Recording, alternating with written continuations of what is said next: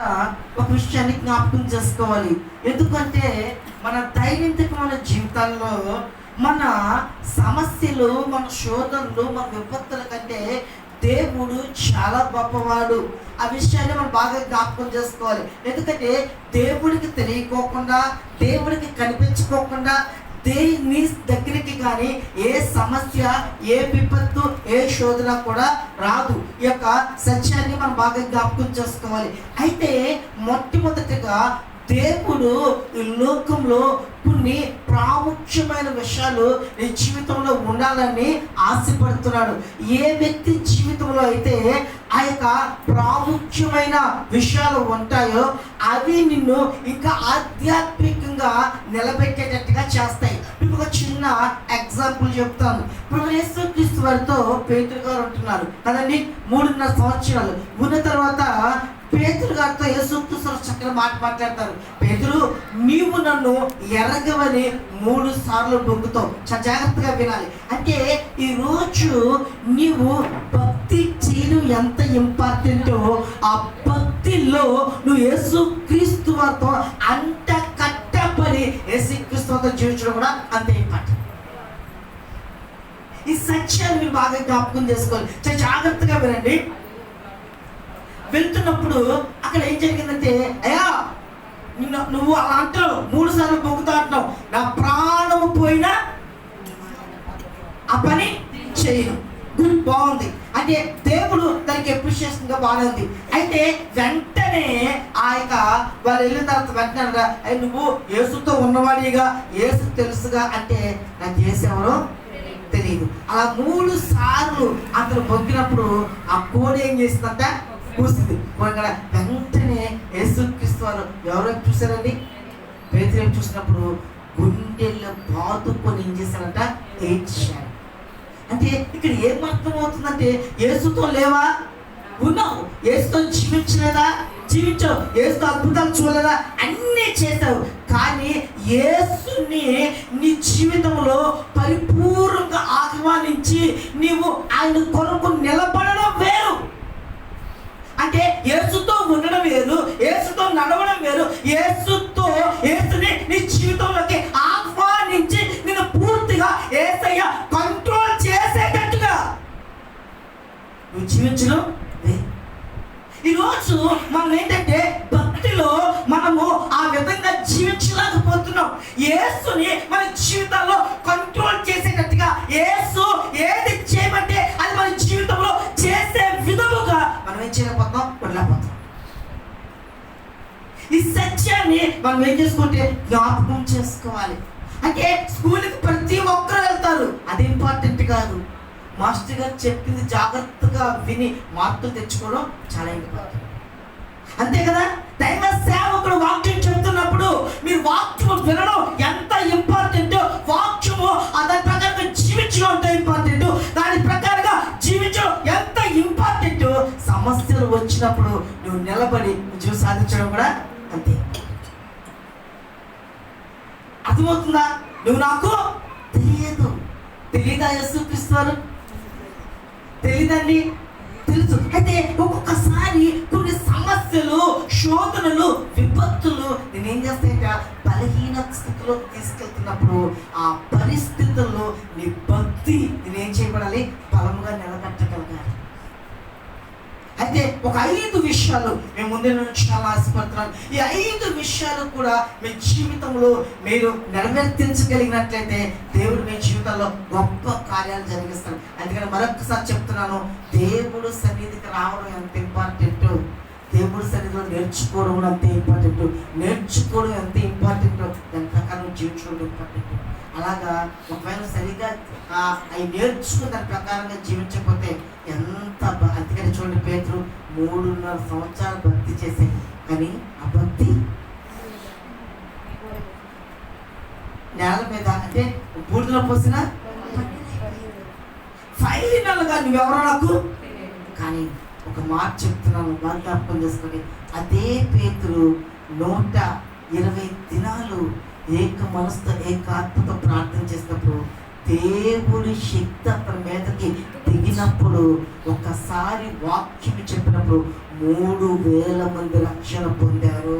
నేను యేసుక్రీస్తు వారు ఏ నోటితో తెలియదు అని చెప్పాడో అదే పేతురు యేసుక్రీస్తు వారి వరకు తల కిందులుగా సిలువేసుకొని చనిపోయారు. అంటే ఈరోజు నీ జీవితంలో యేసుక్రీస్తు వారిని నీ జీవితంలో ప్రతిబింబింప చేయగలగాలి. అంటే వాక్యములోను ప్రార్థనలోను నువ్వేం చేయండి, ఆధ్యాత్మికంగా నువ్వేం చేయాలి, ఎదగాలి. ఆ ఎదుగుదల నీకు ఎదురవుతున్న సమస్యను ఏం చేయాలి, ఆపాలి. అది ఒకసారి 1 కొరింథీ 6:13 5 విషయాలు చెప్తాను, త్వరగా మీకు జ్ఞాపకం చేసుకోండి. భోజన పదార్థములు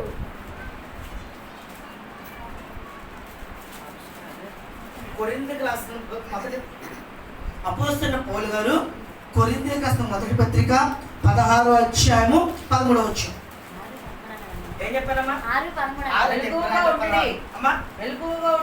చూడండి, మెలకువగా ఉండి విశ్వాసమందు నిలకడగా ఉండి పౌరుషము గలవారై బలవంతులై ఉండి మీరు చేయు కార్యములన్నీ సో 5 విషయాలు. ఈ 5 విషయాల గురించి ఈ యొక్క సమయాన్ని బట్టి ఈ ఉద్దేశం మనం 5 జ్ఞాపకం చేసుకోవడానికి మనం త్వరగా మనం ప్రయత్నం చేద్దాం. ఓకే, సో ఇక్కడ చూడండి, దేవుడు ఏం చెప్తున్నారంటే అపోస్తలుడైన పౌలు గారు ఆ యొక్క కొరింథీతో రాస్తూ మీరు ఆధ్యాత్మికంగా స్థిరముగా నిలబడాలి అంటే మీలో కొన్ని లక్షణాలు ఉండాలి. అంటే కొన్ని జాగ్రత్తలు మీరు తీసుకోవాలి. అంటే ఒక్కొక్కసారి ఆ కొన్ని లోపాలు ఏమవుతాయంటే మనం ఆధ్యాత్మిక జీవితంలో పడిపోవడానికి అవకాశాలు ఉంటాయి. అంటే ఏ చిన్న లోపము కూడా మన క్రైస్తవ జీవితంలో ఉండకూడదు. అందుకనే మనం ఏం చేయాలి, జాగ్రత్తగా ఉండాలి. జాగ్రత్త అంటే ఎందుకు జాగ్రత్తగా ఉండాలి అంటే దుష్టుడు ఎలా ఉన్నాడు, సిద్ధముగా ఉన్నాడు. అంటే వాడు ఎలా ఉన్నాడ, గర్జించు సింహం ఎవరు మింగుదామా అని చూస్తున్నాడు. ఇంకొక విషయం తెలుసండి, మనమన్నా రేపు చూద్దాంలే, రేపు చేద్దాం అనుకుంటాం, కానీ సాతాను గడు బి అలర్ట్గా ఉంటాడు. అందుకని భక్తి జీవితంలో ఎప్పుడు కూడా మనం ఏం చేయకూడదు, అజాగ్రత్తగా ఉండకూడదు. సో నంబర్ 1, మొట్టమొదటిగా మనం ఏం చేయాలి అంటే మెలకువ కలిగి ఉండాలి. ఏం కలిగి ఉండాలి, మెలకువ కలిగి ఉండడం అంటే ఏంటి,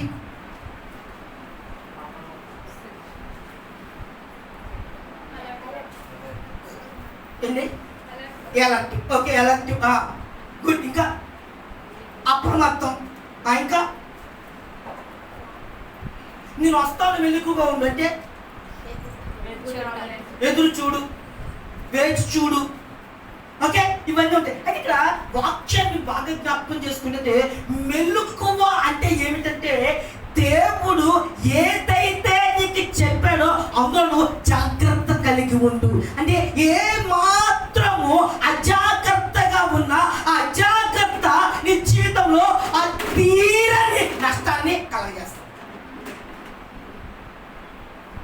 ఏం కలగజేస్తుంది, తీరని నష్టం. చూడండి, మనకు ఒక మంచి ఉపమానం ఉంది కదా, 10 మంది కన్యకలు.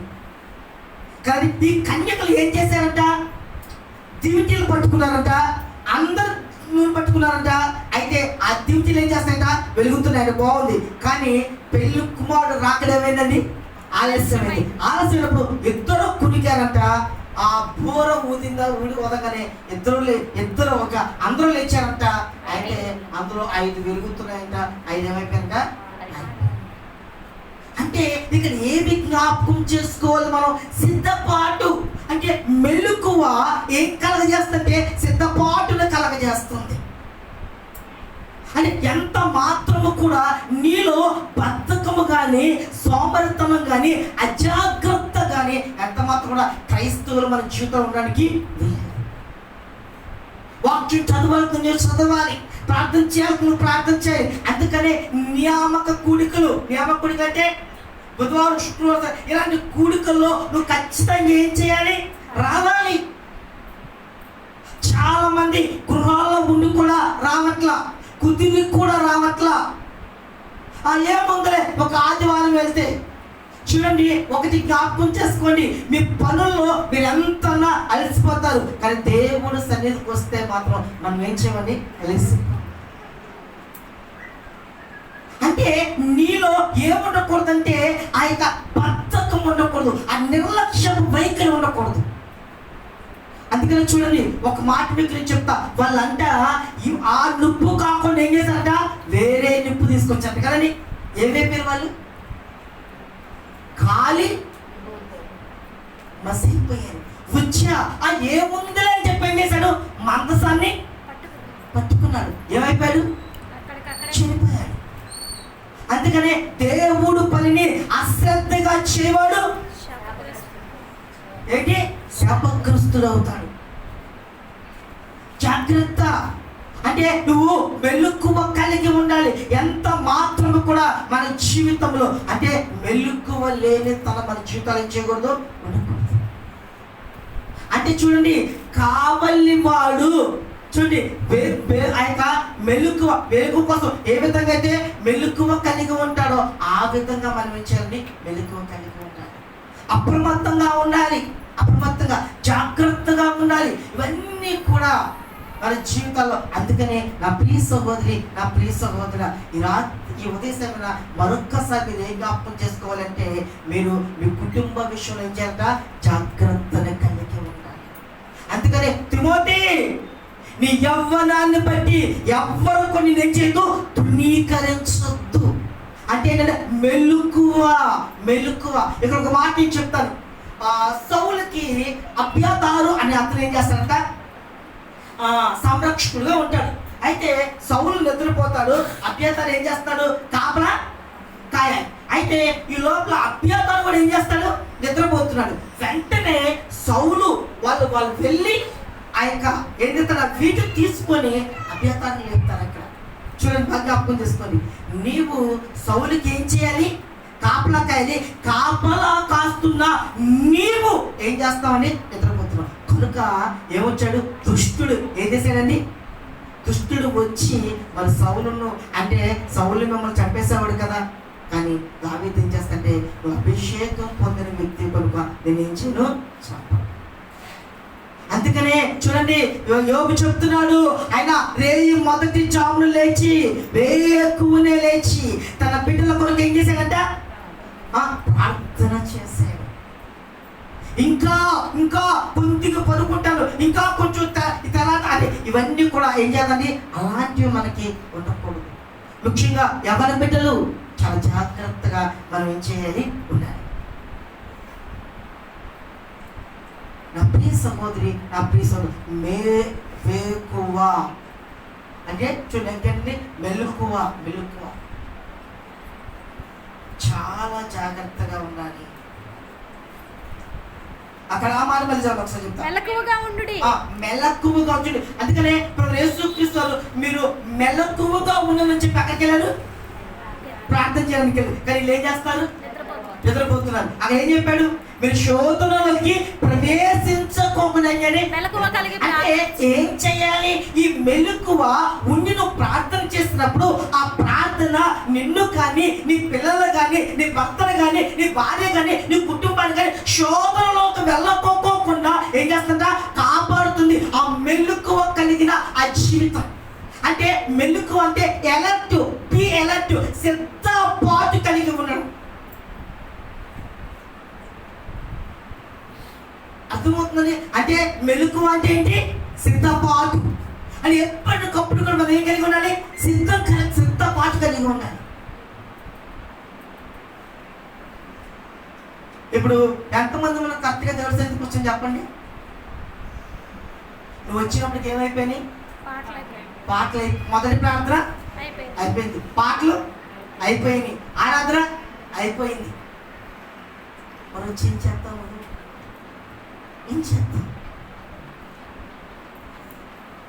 అదే ఒక ట్రైన్కి వెళ్ళేటప్పుడు, అదే ఒక ఉద్యోగానికి వెళ్ళిపోయేటప్పుడు, అదే ఒక పెద్ద ఆఫీస్లో కలవడానికి చూడండి, ఒక మాట మన జీవితాన్ని తాకినప్పుడు ఆ నిర్లక్ష్య పాపపు వైఖరిని తీసివేసి దాన్ని మన జీవితంలోకి ఆహ్వానిస్తాం. అంటే ఒక తప్పు ఒకటి మనకి ఇది తప్పు అని తెలిసినప్పుడు తిరిగి దాన్ని ఏం చేద్దాం, రెక్టిఫై చేసుకుందాం. మెలకువ కలిగి మనం జీవించడం అంటే కొంచెం బాగోలేని వాళ్ళు, అయితే చిన్నపిల్లల తల్లులు, అయితే అలా ఇలాంటి వాళ్ళు ఎక్స్క్యూజ్ అంటే కానీ నాకు కుదిరి వేలుని చాలా మందిలో ఆ బద్ధకము ఏం చేస్తారంట, మూల్యం చెల్లించకపోతే ఏంటంటే వెళ్దాంలే, చూద్దాంలే, ఏమైంది, ఎప్పుడైనా వెళ్తే ఏమైంది, ఈ ధోరణి నుంచి చూసారా. అందుకనే దేవుడికి అసహ్యమైన కార్యం ఏంటో తెలుసా అండి, సోమర్థం. దేవుడికి అసహ్యమైంది ఏంటో తెలుసా అండి, డ్రాగ్ చేయడం, అంటే కాల యాపన చేయడం. అందుకని మెలకువ కలిగి ఉండడం అంటే నీ జీవితాలను నువ్వేం చేసుకుంటే జాగ్రత్తగా సృష్టిస్తావు. అర్థమవుతుందండి? ఈరోజు ఆ యొక్క సత్యాన్ని మనం ఏం చేసుకోవాలి, జ్ఞాపకం చేసుకోవాలి. నెంబర్ 2 చదవండి. విశ్వాసమందు నిలకడగా ఉండు. 2 మీరేం చేయండి, విశ్వాసమందు ఏం చేయాలి, నిలకడగా ఉండు. విశ్వాసమును ఒక కర్తను కొనసాగించు యేసు వైపు చూసి మనం చేత ముందుకు వెళ్ళాలి. విశ్వాసంలో మనం స్థిరముగా ఉండాలి. అంటే చాలా మంది ఎందులో ఉండట్లండి, స్థిరముగా ఉండట్లా. అయితే ఈ స్థిరత్వము అంటే నీ విశ్వాసము కలిగిన వ్యక్తి నువ్వు దేని మీద కట్టబడాలి, బండ మీద నువ్వు కట్టబడాలి. అంటే నీ విశ్వాసము ఎందులోకి వెళ్ళాలంటే లోతుల్లోకి వెళ్ళాలి. అది ఎంత మాత్రము కూడా ఇక్కడ ఒక విషయాన్ని మీకు జ్ఞాపకం చేస్తారు చూడండి. ఒక చిన్న ఇక్కడ దేవుడు ఏం చేశారంటే, అయ్యా మీరు ఏం చేస్తారంటే ఆ యొక్క వీళ్ళందరూ 3 రోజులు నా దగ్గర ఉన్నారు, వీళ్ళకి మీరు ఆహారం పెట్టనన్నాడు యేసుక్రీస్తు. అంటే అయ్యా మనకి ఇంత అమౌంట్ కావాలి, మన దగ్గర అంతా లేదు, వీళ్ళు ఏం చేసాయి పంపించి. సో ఆంధ్రే వచ్చాడు, అయ్యా ఒక పిల్లవాడి దగ్గర 5 రొట్టెలు, అయితే ఎంతమందికి మనం ఎక్కడ ఆహారం పెట్టగలుగుతాం. అయితే ఇక్కడ వీళ్ళలో ఏమి లోపించింది, విశ్వాసం లోపించింది. ఏంటంటే విశ్వాసం అంటే దేవుడు మాతో ఉన్నాడు కనుక ఆయన మా చేత గొప్ప కార్యాలు జరిగిస్తాడు.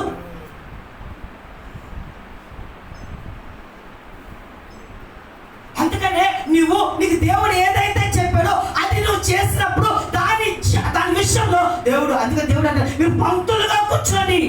ఆ పిల్లవాడు విశ్వాసంతో ఏమైతే నా చేతిలో పెట్టాడో వాటిని అనేక మందికి సరిపోయేటట్టుగా చేస్తే ఇంకా మిగిలేటట్టుగా చేస్తాను. ఈరోజు నీ జీవితాన్ని దేవుడి చేతిలో విశ్వాసంతో నువ్వు పెట్టినట్లయితే నీ జీవితాన్ని గొప్ప దీవెనకరంగా, ఆశీర్వాదకరంగా, మేలుకరంగా దేవుడు చేస్తాడు. బాగా జ్ఞాపకం చేసుకోండి. ఈరోజు విశ్వాసము లేకోకుండా, అందుకనే దేవుడు మాట్లాడలేదు చూడండి. అక్కడ ఆయన నావలో ఉన్నప్పుడు యేసుక్రీస్తు రాకున్నారు, అయ్యా మీరు నశించిపోతాను క్షమించలేదా. వెంటనే యేసుక్రీస్తు విశ్వాసం ఎక్కడ, ఏంటండి వెరీ యువర్ ఫెయిత్, నీ విశ్వాసం ఎక్కడ?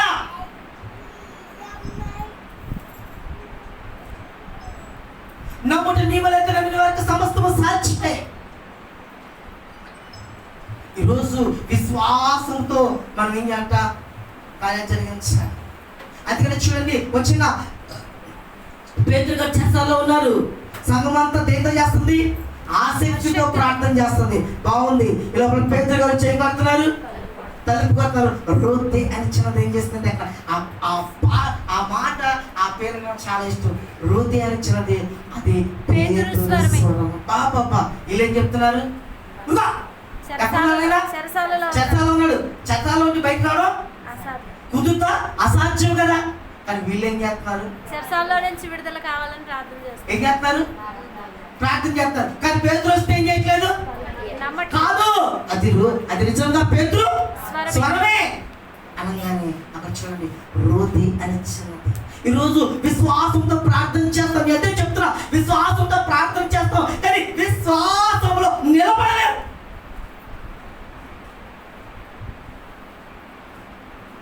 అది ప్రాబ్లం. ఈరోజు దేవుడు అదే మనతో మాట్లాడుతున్నాడు. ఎందుకంటే ఈ అంచె కాలంలో ఏ కాలం అండి, అంత్యకాలంలో మనం జీవిస్తున్నాం. అయితే విశ్వాసాన్ని కోల్పోయే పరిస్థితులు ఎన్నో మన ముందుకు వస్తాయి. విశ్వాసాన్ని వదులుకునే పరిస్థితులు ఎన్నో మన దగ్గరకు వస్తాయి. కానీ వాటిలో మన విశ్వాసాన్ని మనం ఏం చేసుకోవాలి? కాపాడుకోవాలి. మన విశ్వాసాన్ని మనం భద్రం చేసుకోవాలి. చూడండి, విశ్వాసము కాపాడుకోకపోయినట్లయితే దుష్టుడు వచ్చి ఆ విశ్వాసాన్ని ఏం చేస్తాడు? దొంగిలిస్తాడు. అమ్మా, ఎప్పుడు విశ్వాసం కలుగుతుంది? వినుట వల్ల కలుగుతుంది. అంటే నువ్వు వినాలంటే ఏం వినాలి? దేవుడి సన్నిధికి వచ్చి మనం దేవుడు వాక్యాన్ని వినాలి. నా ప్రియ సహోదరి, నా ప్రియ సహోదరుడా, అంత్యకాలంలో ఉన్నాము. వారి జ్ఞాపకం చేసుకుని మెలకువ కలిగి ఉండాలి. ఏది నా కుటుంబంలో ఏ సమస్య నా కుటుంబాన్ని పాడు చేస్తుంది, ఏ అలవాటు నా జీవితాన్ని పాడు చేస్తుంది, ఏ దురవ్యసనము నా కుటుంబాన్ని లోనైపోతుంది, నా భర్త పరిస్థితి ఎలా ఉంది, నా భార్య పరిస్థితి ఎలా ఉంది, నా బిడ్డల పరిస్థితులు ఎలా ఉంది, ఈ యొక్క అలవాటులు, ఈ వ్యతిరేక జీవితము, లోబడని జీవితము, దేవుడికి విలువైన జీవితం ఒకవేళ మా ఇంట్లో సమస్యలు తీసుకొస్తుందేమో, మా ఇంట్లో శోధనలు తీసుకొస్తుందేమో, కనుక నేను మారి నా భర్తను మార్చి, నేను మారి నా భార్యను మార్చి నా పిల్లల్ని జాగ్రత్తగా చూసుకుంటూ ఆ యొక్క మెలకువ కలిగి ఆ సమస్యకి, ఆ శోధనకి మా జీవితంలో అవకాశం ఇవ్వకుండా మా జీవితాన్ని మేము కట్టుకోవాలి.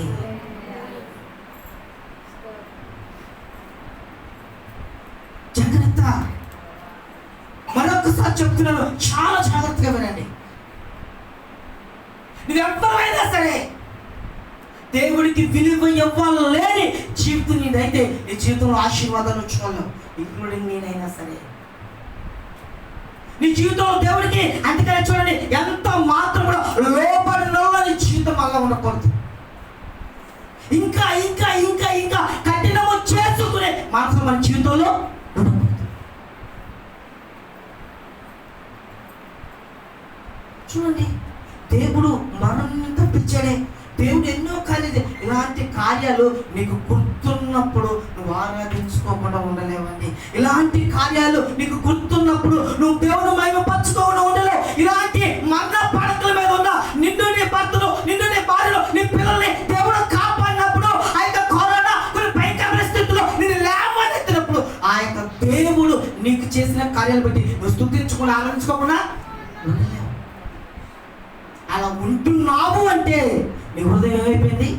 కఠినమైపోయింది. జాగ్రత్త. నెంబర్ 1, మొదటిగా మెలకువ కలిగి ఉండాలి. ఏం కలిగి ఉండాలి? మెలకువ కలిగి ఉండు. కానీ అనుమానించొద్దు. మెలకువ కలిగి ఉండు, ప్రార్థించి, ఇంకా మెలకువ కలిగి ఉండు, ప్రతి దాని దేవుడికి ఏం చెయ్యి? అప్పగించు. నెంబర్ 2, విశ్వాసంలో ఎలా ఉన్నాడు? నువ్వు నిలకడగా స్థిరత్వాన్ని కలిగి ఉండాలి. అందుకనే ఇక్కడ చూడండి, మీకు ఒక అద్భుతమైన విషయం చెప్తాను. యేసేపు ఫలించిన కొమ్మ, ఊట మొత్తం ఫలించిన కొమ్మ, అతడు కొమ్మలు అంట రెమ్మలు దాటి అవతలికి వెళ్ళి అంట. అంటే నీ విశ్వాసం ఏం చేయాలంట? అంత లోతుల్లోకి వెళ్ళాలి. అచంచలమైన విశ్వాసాన్ని నీలో ఉండాలి. అందుకని అపోస్తలులు పౌలు చక్కని మాట మాట్లాడతారు. మేము ఈ శ్రమలు అనుభవిస్తున్నామే కానీ మేము ఎరిగి ఉన్న దేవుడి గురించి మాకు తీసుకెళ్ళి మేము ఎరిగి ఉన్న దేవుడి గురించి మాకు బాగా. అయితే ఈ సమస్యలు ఎప్పటి బట్టి మేము ఏం చేస్తున్నాం? అనుభవిస్తున్నాం. కానీ మేము కలిగి ఉన్న దేవుడు ఎవరు? ఏం విశ్వాసం! మా దేవుడు ఎక్కడ నిండైనా తప్పించలేదు. చూడండి, ఒక గొప్ప విషయం చెప్తాను. నువ్వు పూజించకపోతే నేనేం చేస్తావు? అగ్నిగుణంతో. అయితే మా దేవుడు ఈ యొక్క అగ్నిగుండములో నుండి తప్పించుటకు సమర్థుడు. తప్పించకపోయినా సరే నీ ప్రజలు మేము మొక్కం. ఎందుకంటే మేము ఆ విశ్వాసాన్ని కలిగి ఉన్నాం. ఆలోచించండి.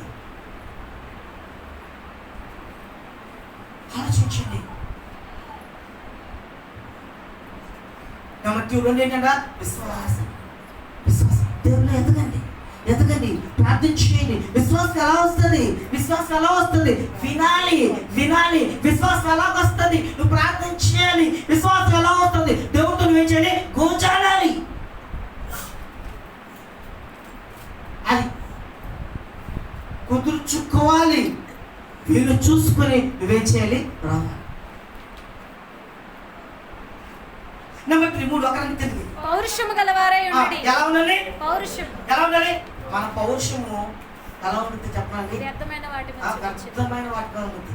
అర్థమవుతుంది? గిన్నెలు తిన, అన్నం తినకోకుండా, లేకపోతే మాట్లాడుకోకుండా, లేకపోతే వాటి మీద అలాంటి పౌరుషాలు కాదు అనుకుంటాను. నీ పౌరుషం ఉంటే అక్కడ అద్భుతమైన కార్యాలు జరిగేటట్టుగా ఉన్నాయి. ఇక్కడ చూడండి, ఒక మాట చెప్తా. గొలియాతున్నాడు, వస్తున్నాడు. 40 రోజులు ఏం చేస్తాడండి? దూషిస్తా ఉన్నాడు. ఈ లోపల మనోడు, మన ఇంచుమించు మన లోహిత్ జోయలా హైట్ ఉన్నాడేమో, ఆ ఏసు మన బబ్బులు లాగా చిన్న బ్యాగ్ పట్టుకుని వస్తున్నాడు. ఇలా వాళ్ళ అన్నయ్య కేంద్ర పట్టుకోవడానికి వచ్చాడు. వచ్చిన తర్వాత వెంటనే దూషిస్తున్నాడు. ఎవరు? ఎవరండి? గొలియాతు. వెంటనే అన్నాడు, చూశాడు. చూడంగానే అంటే ఆ మాటలు ఏం చేసినాయండి? రోషం తీసుకొచ్చింది. అంటే ఏంటి నువ్వేం పని చేస్తావు అంటే, నేనేం పని చేస్తాను దగ్గర గిన్నె ఎత్తేయకూడదు. అలా అని నీకేం రావాలి? రోషం వచ్చి, ఇదిగో నేను చేయగలను. మనకేంటంటే ఎట్లాగో నువ్వు నన్ను తిట్టావుగా చేయనని, కాబట్టి చేసినా నీకు నచ్చదు కాబట్టి నేను అంతే. నేను ఉద్యోగానికి వెళ్ళా, నీకు నచ్చదు కాబట్టి నేను ఉద్యోగానికి. చూసారా? ఇలాంటి కాదు. అర్థమవుతుందండి? అంటే ఆ యొక్క చూడండి, ఆ యొక్క మాట నువ్వేం తీసుకోవాలి? పౌరుషంగా తీసుకోవాలి. పౌరుషంగా తీసుకొని ఏదైతే నువ్వు చేయలేదు అని ఎదుటి వాళ్ళలో దేవుడిని బట్టి అది నువ్వేం చేయాలి? చూపించాలి. అది అదంటే అవతల వాడు నిన్ను నీ యొక్క దేవుణ్ణి తక్కువ చేసి చూపించినప్పుడు నీవు నిలబడి నీ దేవుడి యొక్క గొప్పతనాన్ని అక్కడ ఏం చేయాలి? సాధించాలి. అర్థమైందా? చూడండి, ఇక్కడ వెళ్ళాడు, వచ్చాడు కదా, వచ్చి వెంటనే గొలియాతుని చూశాడు. అసలుకి నువ్వు ఎంతటోడుగునా సున్నత లేని నువ్వెంతడు జీవము కలిగిన దేవుణ్ణి వెంటనే ఏమొచ్చిందండి? పౌరుషం వచ్చింది.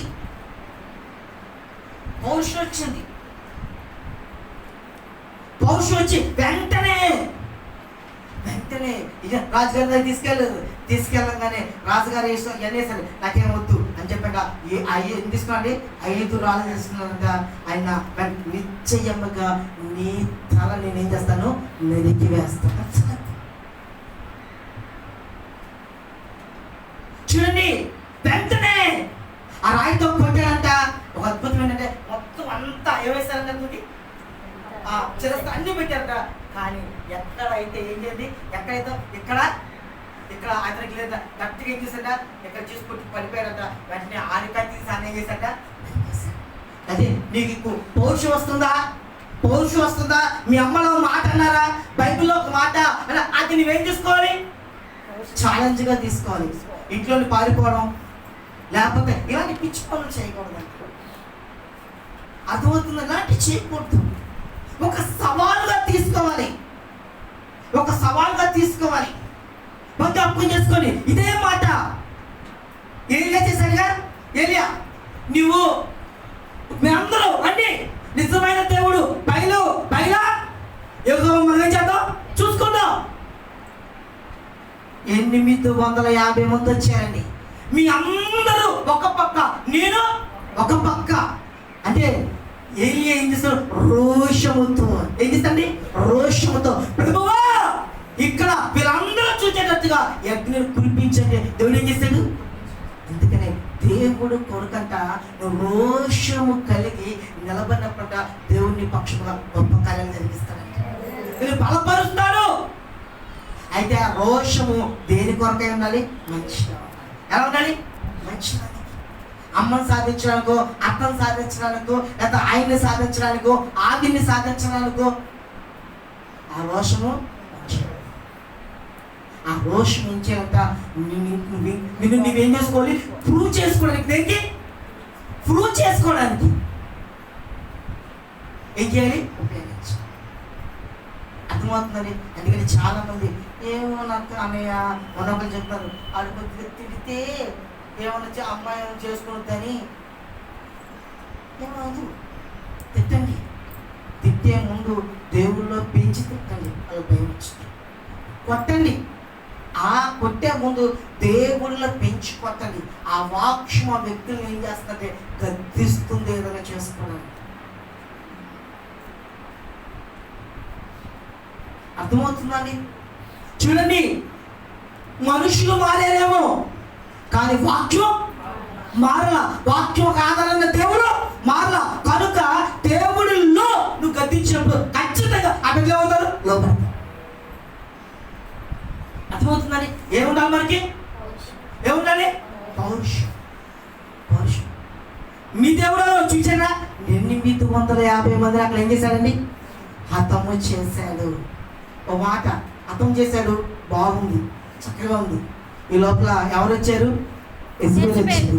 వచ్చి రేపు ఈ సమయం కల ఈ చనిపోయిన వారిలో ఒక్కడి వల్లే నీ ప్రాణాన్ని చేయకపోతే చూద్దామని. అప్పుడు ఏం చేయాలి? 850 మందిని చెప్పిన నాకు అసలు మూల కారణం ఎవరు? నువ్వే కదా. నేను కూడా అన్నాడా? అన్నాడా? అంటే పౌరుషం ఉండాలి. ఆ పౌరుషానికి తగ్గట్టుగా దేవుడి మీద విశ్వాసం ఉండాలి. ఆ పౌరుషానికి అంటే పౌరుషం కలిగి చూడండి. అరే బాబు నేను చంపుతానురా, ఒకవేళ చంపకపోతే అన్నాడు దావీదు. మళ్ళీ అంటే ఇంకా సమస్య. ఇంకొక మాట చెప్తా, బాగా గుర్తుపెట్టుకోండి. 5 రోజులు ఏంటి ఎవరన్నా తెలుసా? 5 రోజులు మంచి సండే స్కూల్ పిల్లలు కూడా నేర్చుకున్నారు. గిరా గిరా గిరా తిప్పేం చేశారంట, కొట్టాడు. మన పిల్లలు కూడా బాగా వచ్చు. గుడ్. 5 రోజులు ఏం చెప్పండి? బాగా వినండి. ఈ 5 రోజులు తీసుకొచ్చాడు 5. ఒక అయితే ఎవరు కొట్టారు? గొలియాతును కొట్టాడు. మరి మిగతా 4 రోజులు ఎందుకు తెచ్చాడు కదా? బాగా వినండి. ఇది ఒక అద్భుతమైన చరిత్ర. అక్కడ ఏం జరుగుతుందంటే మొత్తం సత్తారు యొక్క ప్రాంతాలు మొత్తాన్ని 5. ఏదండి? 5. ఓకేనా? అందులో ఒక దానికి గాతు అనే ప్రాంతానికి సత్తారు ఎవరు? గొలియాతు. ఇప్పుడు ఇతను చంపేను అంటే మిగతా 4 ప్రాంతాలు ఏం చేస్తారు? ఏం చేస్తారు? యుద్ధానికి వస్తారు. కాబట్టి ఇతను చంపేశాము, ఇంకా 4 రాళ్ళు. ఎందుకంటే మిగతా 4 రాజులు కూడా కొట్టి. అంటే ఏముంది? బాగా వినండి ఇక్కడ. అంటే ఒక్కరిని చంపాను అంటే తర్వాత వచ్చే దానికి కూడా ఏం చేయాలి? సిద్ధముగా అది కలిసి నువ్వు సంపాదించుకోవాలి.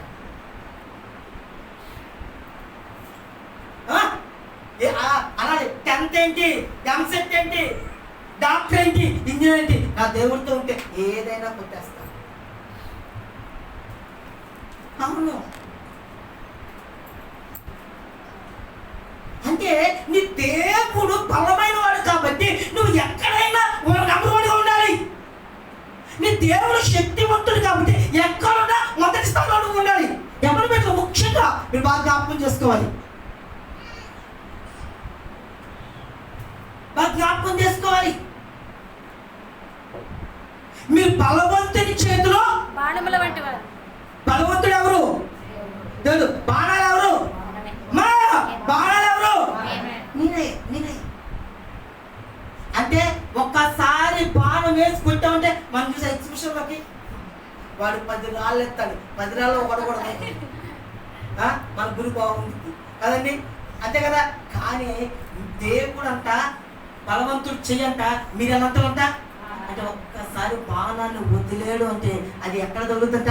కరెక్ట్గా గురి తగ్గుతుంది. అది అంటే మిమ్మల్ని ఒక బాణముగా తీసుకొని మీ ఆధ్యాత్మికమైన జీవితంలో లేకపోతే ఈ లోకంలో ఉన్నతమైన స్థితిలో దేవుడు మిమ్మల్ని ఉంచుతారన్నట్టు.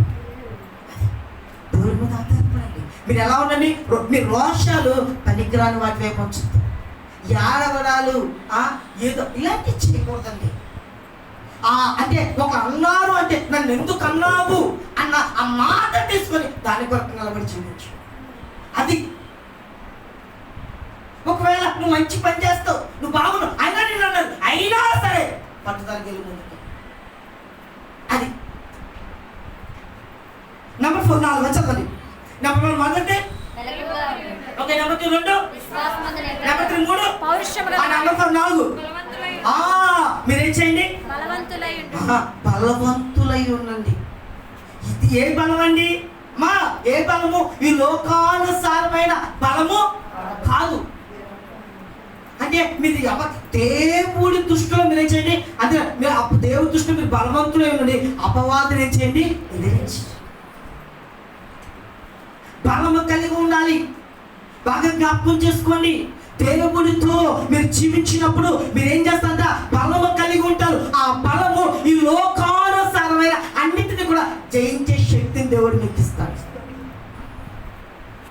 అందుకని చూడండి, ఆ దేవుడు ఆత్మచేత ఆ యొక్క సంసోను నింపబడినప్పుడు ఒక ఎముకని తీసి ఎంతమంది చెప్పేశారండి? 1000 మంది చంపేశారు. అందుకనే మీరు బలవంతులుగా ఉండాలి. దేవుడి చేత ఆశ్చర్య కార్యాలు మీరు జరిగించే వారుగా మీరు ఉండాలి. ఈ విషయాన్ని ఎప్పుడు మీరు ఏం చేయదు, మర్చిపోవద్దు. బలవంతులుగా అంటే చూడండి, ఇక్కడ దావీదు కూడా గొప్ప గొప్ప గొప్ప కార్యాలు జరిగించాడు. అయితే దానికి కారణం ఎవరు అంటే దేవుడు. మీరు బలవంతులై ఉండండి. దేవుడి దృష్టిలో మీరు ఎలా ఉండాలండి? బలము కలిగి ఉండాలి. ప్రార్థన చేయండి, వాక్యం చదవండి. దేవా, ఈ బలాన్ని నాకు దయచేయ, ఈ శక్తిని నాకు దయచేయ ప్రభా. అయ్యా, ఈ టెంప్టేషన్స్ తండ్రి ప్రభా, అయ్యా ఈ బలహీనతల తండ్రి ప్రభా, ఈ ఆలోచనల తండ్రి నాయన ప్రభా, ఈ యొక్క నన్ను నేను పాడు చేసుకునే ఈ ఆలోచన నుండి నేను జయించే ఆ బలాన్ని నాకు దయచేయ తండ్రి నాయన ప్రభా. చూడండి, అక్కడ చూడండి, ఏసేపు దేవుల్లో ఎదుగుతూ ఆ పాపం నుండి పారిపోయే ఏం కలిగి ఉన్నాడు? బలాన్ని కలిగి ఉన్నాడు. ఈరోజు నువ్వు బలాన్ని కలిగి ఉండాలి. వాక్యము ద్వారా నువ్వు బలాన్ని కలిగి ఉండాలి. ఎంత మాత్రం కూడా. అందుకనే చూడండి, గొప్ప శక్తి నమ్మ తర్వాత చదివేసి మీరు చేయు కార్యములన్నీ ప్రేమతో చేయండి. మీరు చేయు కార్యములన్నీ కూడా దేంతో చేయండి? ప్రేమతో చేయండి. ఆఖరిగా ఏమంటండి? ప్రేమ. ప్రేమ ఎంత మాత్రం కూడా ఆ ప్రేమ మన జీవితంలో ఏం చేద్దండి? విడిచిపెట్టండి. అవతల వాళ్ళు ఎలాంటి వాళ్ళైనా అవనివ్వండి, అవతల వాళ్ళు నేను ఇబ్బంది పెట్టేవారైనా అవనివ్వండి, అవతల వాళ్ళు నీ యొక్క నాశనాన్ని కోరుకునే వాళ్ళైనా అవనివ్వండి, నిన్ను నలుగురు ముందు ఎండేసే వాళ్ళైనా అవనివ్వండి, నువ్వేమి చేయకపోయినా నీ గురించి చెడ్డగా చెప్పిన వాళ్ళైనా అవనివ్వండి, కానీ నువ్వు మాత్రం వాళ్ళ నుంచి అలా ప్రేమించినట్ల వాళ్ళ యొక్క నెత్తి మీద నిప్పులు కుప్పగా నువ్వు పోసినట్టుగా అవుతుంది. అర్థమవుతుందని? అర్థమవుతుందా? ప్రేమించు. గొడవలు పడద్దండి, గొడవలు పడద్దు. ఎంత మాత్రం కూడా నీకు సాతాను గారు ఒక్కడే నీకు శత్రువు అవ్వాలి, కానీ ఈ భూమి మీద ఇంకెవరు నీకు ఎలా ఉండకూడదు? శత్రువుగా ఉండకూడదు. ఒక చిన్న ఉపమానం చెప్పేసి నేను ఇచ్చేస్తాను. ఒకసారి ఆ పూర్వ కాలంలో బానిసలు ఉంటా ఉండేవారు. ఆ బానిసలు ఏం చేస్తూ ఉండేవారు అంటే స్లేవ్ పిల్లలు తీసుకొచ్చి ఇంట్లో పని చేయించుకుంటూ ఉండేవారు. అయితే ఒక పిల్లవాడు బాగా పని చేస్తూ ఉన్నాడు. ఆ పిల్లవాడికి ఎక్కువ పని ఒత్తిడైంది. అయితే ఆ యజమాని ఏమంటే, అరే నీకు ఎక్కువ పని ఒత్తిడైంది కాబట్టి ఇంకొక బానిస కొన్ని తోడుగా ఇంకొకరు తెచ్చుకుందాం పని చెప్పి సంతకి వెళ్ళారట. సంత తెలుసా ఎవరికైనా? సంత తెలుసా? వారానికి ఒకసారి జరుగుద్ది. మన సరుకులు తెచ్చుకొని ఆ వారం అంతా అయ్యే వాడుకోవాలి. అట్లా ఇంకేముండవు. పక్కింటి ఉల్లిపాయలు ఎందుకంటే వారం ఆమె తగ్గుతుంది కాబట్టి ఓకేనా. ఆ సంత అనమాట. సంతకి వెళ్ళారంట. అయితే అందరికి బోర్డులు ఏం వేసారంట? వేసారంట. ఇదిగో ఈయనెంత ఈయనెంత ఈయనెంత ఈయనెంత అని పెట్టేశారంట. పెట్టేసినప్పుడు వెంటనే ఏం జరిగిందంటే, ఒక అతను కురూపై ఉండి ముసలివాడు అయింది, ఎందుకు పనికి రానాయన ఒక అతను ఉన్నాడంట. ఒక అతను ఉన్నప్పుడు వెంటనే ఏమన్నంటే, అతను నాకేం చేయదు. అతనితో నీకు బలంగా ఉన్నవని, ఎత్తుగా ఉన్నవని తెచ్చుకో, నీకు తోడుగా వారికి నీ చేతికి ఉంచుకో. ఏ పని ఆయన దగ్గుతూ ఆయన ఏ పని చేయవాడు ముసలు ఎందుకంటే కాదు కాదు కాదు నాకు అతనే కావాలి, అతని పని చేయించుకుంటాను అన్నప్పుడు ఆ యజమానికి అర్థం కాలేదంట. సరే నువ్వు కోరిక, నువ్వు చాలా మంచిగా నాకు తెలుసు అని తీసుకొచ్చాట. తీసుకెళ్ళగానే అతను మంచం ఎక్కేసాడంట. అతను రోజు పరిచయం చేస్తాడంట. అతను ఒళ్ళు అంతా కురుపులతో అయితే క్లీన్ చేసి చక్కగా ఒళ్ళు తుడిచి కాచెచ్చి అన్నం తినిపిస్తాడ. ఆయన పని కూడా ఈయనే చేస్తున్నాడు. చేస్తున్నప్పుడు ఆ పక్కన వాళ్ళు చూసి అయ్యారు ఆయన వాళ్ళ నాన్న అనుకుంటా అయ్యారు మనకేం చెప్పట్లేదు అనగానే వెంటనే ఎవరో దగ్గర ఓనర్గా చూసి వెంటనే ఏంటంట, అరే అతని పని కూడా నువ్వే చేస్తున్నావు, వచ్చిన కాండం చూస్తున్నా, అతను మేలు చేస్తున్నావు. ఎవరితో నిజం చెప్పు, మీ నాన్న కదా? కాదు. మీ బాబాయ్య? కాదు. మీ చుట్టూ ఎవరు అంటే ఇతడు ఎవరో కదయ్యా, ఒక దుర్మార్గుడు. నేను అందరి పిల్లల్లాగే అల్లారు ముద్దుగా నా తల్లిదండ్రుల చేత పెరిగామని ఒకసారి స్కూల్కి వెళ్తున్నప్పుడు మా తల్లిదండ్రుల దగ్గర నుండి నన్ను దొంగిలించి ఈ సంతలో అమ్మేసిన దుర్మార్గుడయ్యా. ఈరోజు ఇలాగా ఒక బాగా చదువుకొని ఉన్నత పరిస్థితిలో ఉండవలసిన నేను ఇలా పనిచేయడానికి కారణం ఇతనే. చంపే నువ్వు కత్తి తీసుకొస్తా చెప్పంటే లేదయ్యా, లేదు అతను నేను క్షమిస్తున్నాను, గట్టిగా స్తోత్రించాను. అతను ఏం చేస్తున్నా? క్షమిస్తున్నాను. ఎందుకంటే నా యేసయ్య చెప్పాడు, కీడుకి ప్రతిగా ఏం చేయొద్దు, కీడు చేయొద్దు, దూషణకు ప్రతిగా ఏం చేయొద్దు, దూషించొద్దు. వాళ్ళు నీకు కీడు చేయనివ్వండి, కానీ నువ్వే చెయ్యి, మేలు చేయి అని చెప్పాడు. అనగానే గొప్పగా అతను కూడా దేవుడు చాలా గొప్పవాడు. ఈరోజు మనం జ్ఞాపకం చేసుకోవాల్సిన విషయం అంటే ప్రతి దాన్ని దేంతో చెయ్యి, ప్రేమతో. Number 1, number 2, number 3, number 4, number 5. 5 లక్షణాలు మీ జీవితంలో ఉన్నట్లయితే దేవుడు మీ జీవితాన్ని ఆశీర్వదిస్తాడు. ఈ యొక్క రానున్న దినాల్లో 5 విషయాలు మీకు ఎంతో ఉపయోగపడతాయి. అట్టి కృప దేవుడు మనకి దయచేస్తాడు.